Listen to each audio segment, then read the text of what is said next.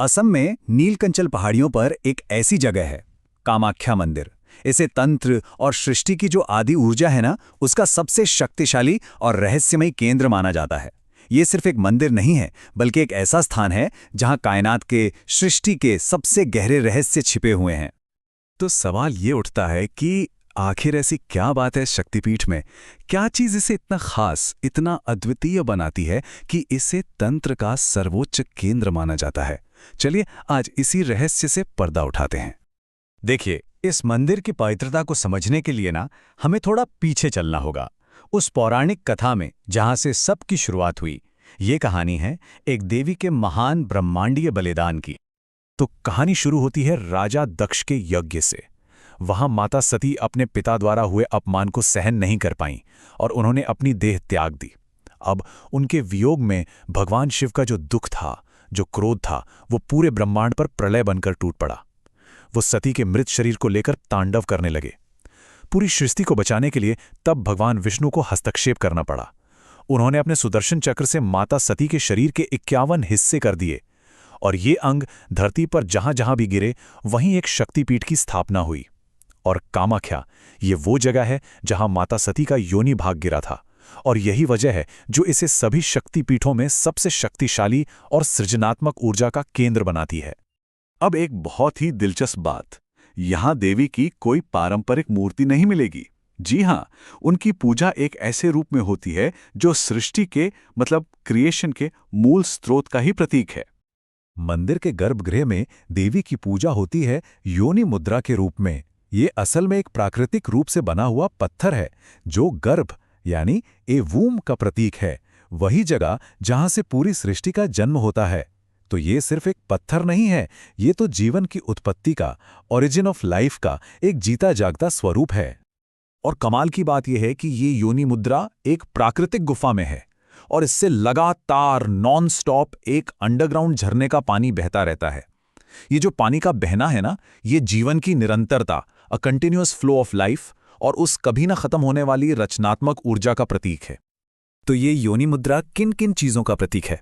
ये प्रतीक है सृष्टि की उत्पत्ति का, एनर्जी का, हमारी विल पावर यानी इच्छा शक्ति का, और जन्म देने की शक्ति का। और इन सब के ऊपर ये उस महामाया, उस महान क्रिएटिव पावर का प्रतीक है जो इस पूरे ब्रह्मांड को चलाती है।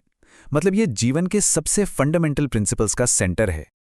चलिए अब जरा मंदिर के नाम के पीछे छिपे गहरे मतलब को समझते हैं, क्योंकि इसका नाम इच्छा, उसकी पूर्ति और तंत्र से बहुत गहराई से जुड़ा हुआ है। तो ये जो नाम है कामाख्या, ये असल में दो शब्दों से मिलकर बना है। पहला है काम, जिसका मतलब है इच्छा, डिजायर या फिर उसकी पूर्ति, और दूसरा शब्द है आख्या, जिसका मतलब है जगाने वाली, दी अवेकनर। तो दोनों को मिला दें तो क्या मतलब हुआ?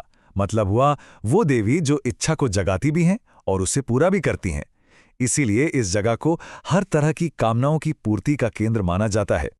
इससे जुड़ी एक और बड़ी दिलचस्प कहानी है।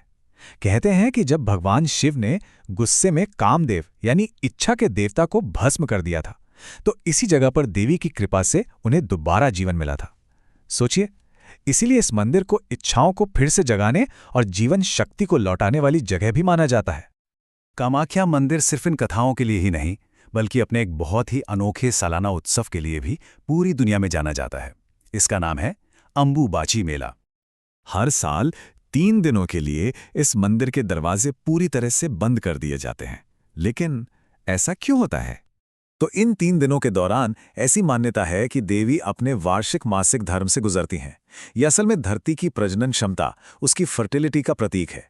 यह प्रकृति के जीवन देने वाले चक्र का, लाइफ गिविंग साइकिल का एक बहुत ही शक्तिशाली उत्सव है। और फिर चौथे दिन जब मंदिर के दरवाजे दोबारा खुलते हैं, तो पूरी दुनिया से भक्त और तांत्रिक यहां उस रचनात्मक ऊर्जा का आशीर्वाद लेने के लिए इकट्ठा होते हैं। तो इन सारी कहानियों, इन सभी प्रतीकों का सार क्या है?